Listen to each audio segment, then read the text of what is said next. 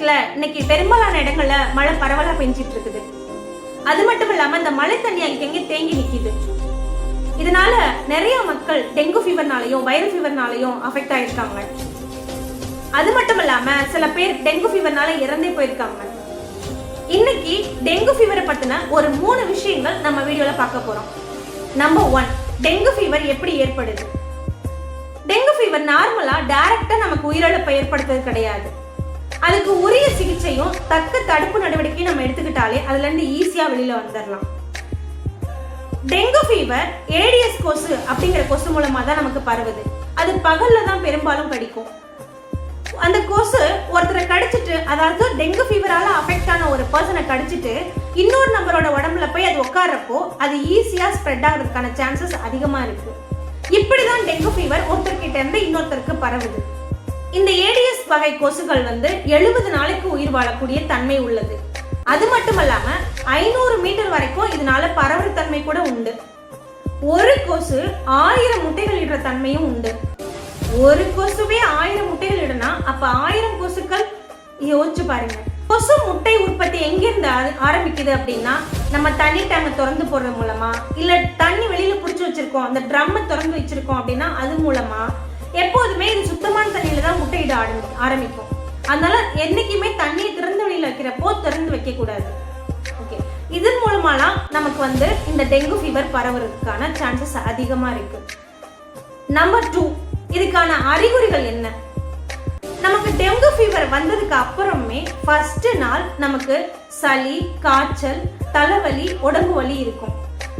2வது நாள் கடுமையான காய்ச்சலா இருக்கும். கண்ணுக்கு பின்னாடி பயங்கர வலி இருக்கும். 3வது நாள் நம்ம உடம்பே உரிச்சு போட்ட மாதிரி, அடிச்சு போட்ட மாதிரி நமக்கு வலிக்கும். எலும்பு முறிவு ஏற்பட்டு ஹாஸ்பிட்டல்ல போய் சிகிச்சைக்கு அட்மிட் ஆனா எப்படி இருக்கும் அந்த மாதிரி இருக்கும். நம்மளால எந்திரிக்க முடியாது. மூட்டு, காலு, கை எல்லாம் ரொம்ப முடக்குன மாதிரி ஒரு வலியா இருக்கும். அதுதான் டெங்கு ஃபீவருக்கான அறிகுறி. இதெல்லாம் அதுக்கப்புறம் அங்கங்கே நமக்கு ரெட் மார்க்ஸ் இருக்கும். இது இப்படி எல்லாமும் இருந்துச்சுனாலே இது டெங்கு ஃபீவருக்கான அறிகுறி தான். நம்பர் 3, தடுப்பு முறை.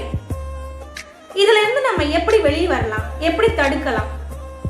உயிருங்கிறது அவ்வளோ ஒரு சாதாரண விஷயம் கிடையாதுல்ல. எவ்வளோ பெரிய விஷயம் ஒரு உயிருங்கிறது. அதை நம்ம பாதுகாக்கலாம், எப்படி தடுக்கலாம்? அதுக்கான தடுப்பு முறைகள் என்னென்ன? முதல்ல நம்ம வீட்டை சுத்தி சுத்தமா வச்சுக்கணும், சுகாதாரமாவும் வச்சுக்கணும். எந்த இடத்துலயுமே தேங்காய் சிரட்டை, அந்த டயரு அதுலலாம் தண்ணி தேங்குற மாதிரி நம்ம போட்டு வச்சுக்க கூடாது. எந்த குப்பையும் வீட்டை சுத்தி போடக்கூடாது. செடி வளர விடக்கூடாது. எல்லாத்தையுமே நம்ம வீட்டை சுத்தி நம்மளோட வீட்டு சுற்றுப்புறத்தை தூய்மையா வச்சுக்கணும். நம்மளோட டாய்லெட்டை சுத்தமா வச்சுக்கணும், கிளீனா வச்சுக்கணும், எப்போதுமே ட்ரையா வச்சுக்கணும். அங்கங்க தண்ணி தேங்கி அது மூலமா கூட கொசுக்கள் முட்டை உற்பத்தி பண்ண முடியும். நம்மளோட தண்ணி டேங்க வெளியில வச்சிருக்கக்கூடிய அந்த தொட்டில பிடிச்சி வைக்கக்கூடிய தண்ணி இது எல்லாத்தையுமே மூடி போட்டு தான் மூடி வைக்கணும். திறந்து வைக்காதீங்க. இல்ல நான் குடத்துல தான் தண்ணி வெளியில பிடிச்சுதான் வைக்கணும் அப்படிங்கிற கட்டாயம் இருந்துச்சுன்னா அந்த குடத்து தண்ணியை வச்சு மூடி வைங்க, திறந்து வைக்காதீங்க. திறந்து வைக்கிறது மூலமா கொசு தன்னோட முட்டைகளோட உற்பத்தியை பெருக்குது. அதனால எந்த ஒரு திறந்த வெளியில வைக்கக்கூடிய தண்ணியுமே திறந்து வைக்காதீங்க, மூடி வைங்க தயவு செஞ்சு. நிலவேம்பு கசாயம், பப்பாளி சாரெல்லாம் பக்கத்துல உள்ள அரசு மருத்துவமனையில கொடுத்துட்டு இருக்காங்க. எதை பத்தியுமே யோசிக்காம போய் வாங்கி குடிங்க தயவு செஞ்சு. இதெல்லாம் ஒரு முன்னெச்சரிக்கை நடவடிக்கை தான். நம்மளே பாதுகாக்கலன்னா வேற யார் வருவா பாதுகாக்க? தயவு செஞ்சு யோசிக்காம போய் வாங்கி குடிங்க. அதுக்கப்புறம் எந்த சாப்பாடையுமே வீட்லயே சமைச்சு சாப்பிடுங்க. வெளியில கடையில போய் வாங்கி சாப்பிட்றத அவாய்ட் பண்ணுங்க. ஏன்னா அங்கே எப்படி என்ன சூழ்நிலை கிடையாது, சுத்தி கொசுவா கூட இருக்கலாம், அதுல இருந்து போய் பரவலாம், என்ன வேணா நமக்கு நடக்கலாம். இந்த சீசனுக்கு இது செட் ஆகாது. முடிஞ்ச அளவு அதை அவாய்ட் பண்ண பாருங்க.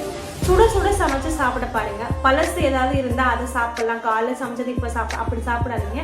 அப்பப்போ தேவையான குவான்டிட்டி ஃபுட் நீங்க அப்பப்போ சமைச்சு சாப்பிடுங்க. பழசு எதுவுமே சாப்பிடாதீங்க, அதெல்லாம் உடம்புக்கு நல்லது கிடையாது. சுடுதண்ணி தானே வச்சு குடிக்க பாருங்க. வாரத்துல 2 நாள் ரசம் எடுத்துக்கோங்க, மிளகு ரசம் அந்த மாதிரி ரசம் ஐட்டம் எடுத்துக்கோங்க. காய்கறி எடுத்து சாப்பிடுங்க, காய்கறிகள் அதிகமாக சேர்த்துக்கோங்க. மீட் ஐட்டங்களை கொஞ்சம் கம்மி பண்ணிக்கோங்க.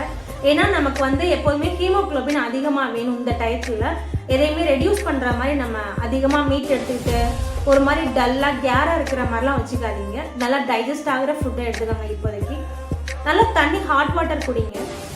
ஒரு மனுஷனுக்கு தனி மனித சுகாதாரங்கிறது ரொம்பவே முக்கியங்க.